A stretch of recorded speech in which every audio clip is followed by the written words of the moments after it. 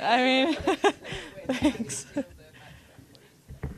I think it went really great. I was definitely put in some tough positions by Magda, especially in that second, so I'm really happy with how I pulled through.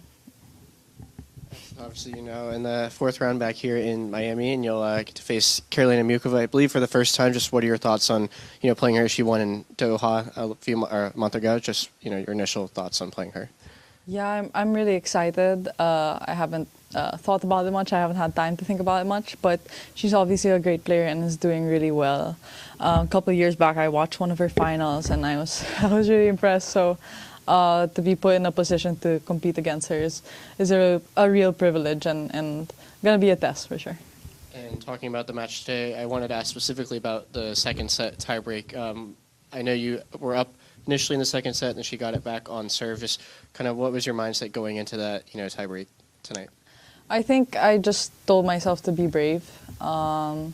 Just do whatever I could. I can't control how she was playing, and she I think upped her game in the second. So I tried to go for my shots, and they were effective, luckily. And throughout the tournament here, I'm sure you've noticed around the grounds there's been a lot of pets, cats and dogs and things like that. Are you a cat and dog person? And just what are your thoughts about seeing players bringing their their pets on site?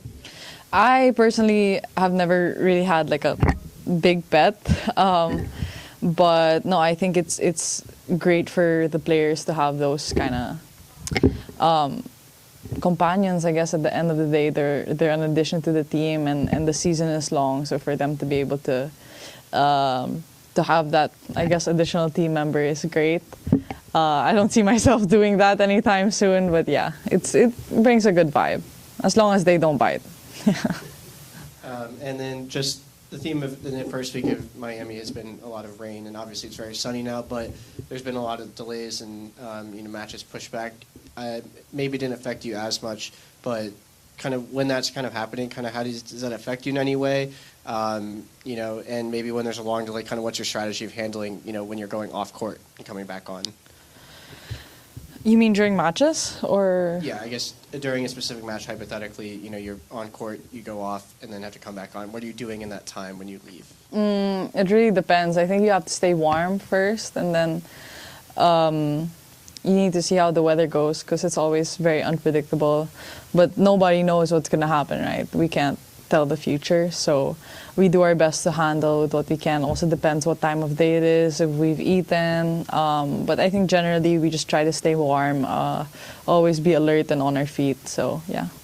And my last question, throughout various press conferences, you like to mention the phrase spoonful of gratitude and how you kind of embraced that throughout the past year, and this was a place where it kind of made your breakthrough moment.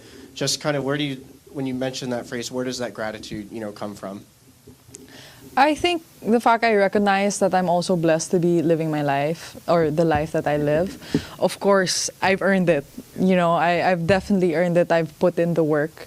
That's not to be questioned. But then again, I think it's so important to be grateful for what you have. I've witnessed poverty, in surroundings, or in my surroundings. So I don't take for granted anything, especially family and my team and just the opportunities I'm able to have. So that's why I make it a point to always be grateful. Yeah.